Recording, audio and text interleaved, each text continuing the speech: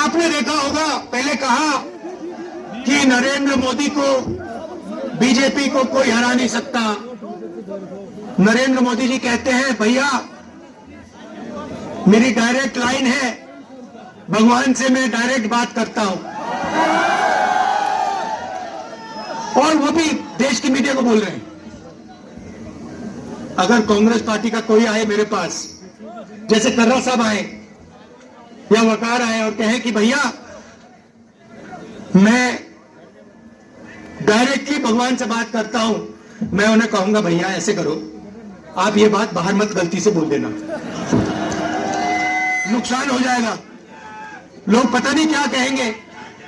मगर नहीं, देश का प्रधानमंत्री जा सकता है, कह सकता है भैया मैं नॉन बायोलॉजिकल हूं, बाकी हिंदुस्तान बायोलॉजिकल है, बाकी हिंदुस्तान बायोलॉजिकली पैदा हुए, मैं नॉन बायोलॉजिकल हूं, मैं डायरेक्ट भगवान से बात करता हूं। और इस चुनाव में भगवान ने नरेंद्र मोदी को डायरेक्ट मैसेज दे दिया कि भैया आपको लगता है कि आप भगवान से बात करते हो, मगर भगवान आम जनता से बात करता है और भगवान आम जनता की राय को सुनकर काम करता है।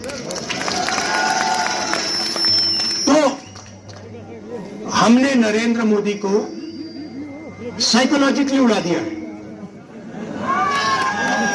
मैं आपको बता रहा हूं, मैं पार्लियामेंट में बैठता हूं उनके सामने, पार्लियामेंट में बैठता हूं, पूरी कॉन्फिडेंस गायब हो गई उनकी। इंडिया गठबंधन खड़ा हो गया, एक साथ मिलकर हम लड़े, पूरी की पूरी कॉन्फिडेंस हिंदुस्तान के प्रधानमंत्री की गायब हो गई है। आप मुझे बताओ, आप देखो,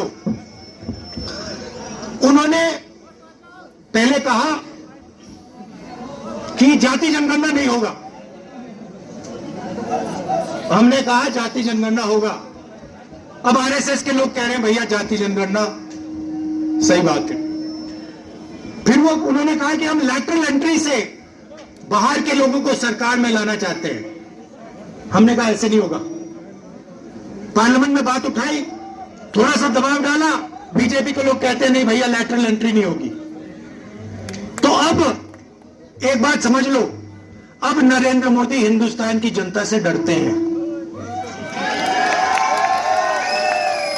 और अब बस थोड़ा सा समय बचा है, नरेंद्र मोदी, बीजेपी, इनको हम सरकार से हटा देंगे।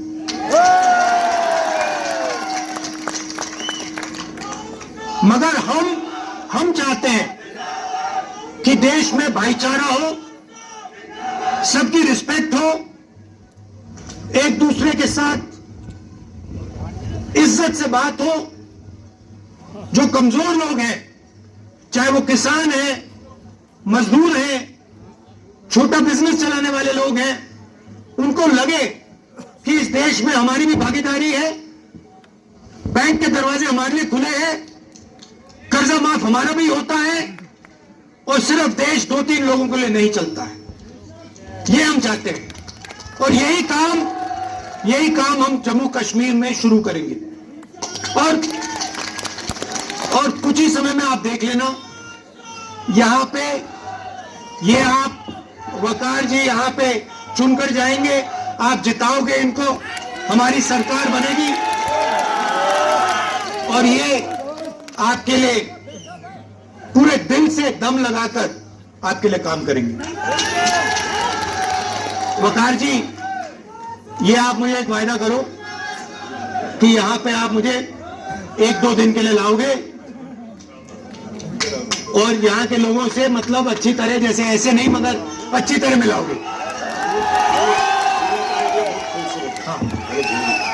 हाँ, हम चाहते थे कि चुनाव से पहले आपको स्टेटहुड मिले और स्टेट बनने के बाद चुनाव हो।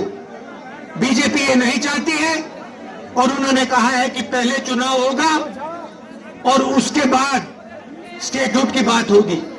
और हम कह रहे हैं कुछ भी होगा, जम्मू कश्मीर के लोगों को स्टेटहुड हम दिलवाएंगे।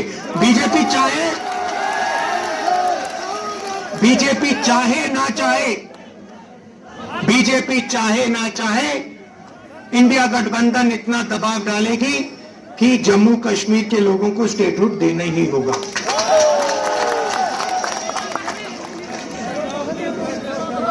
यहां पे हम सब जानते हैं कि बिजली के प्रोजेक्ट्स बनाए जा रहे हैं, मगर सच्चाई है